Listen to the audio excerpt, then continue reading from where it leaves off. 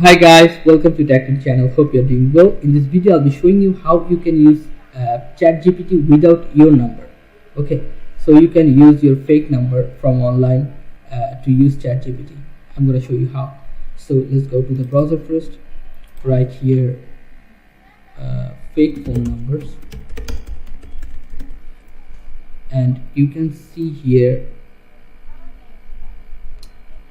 receive SMS online. This one, just click on this and you will find many phone numbers here.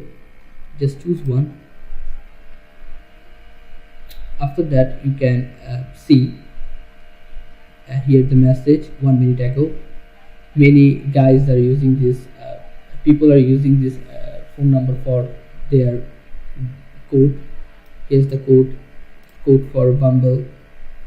Here's the code for PK360. Okay, you can use it for your ChatGPT here. Just put this number,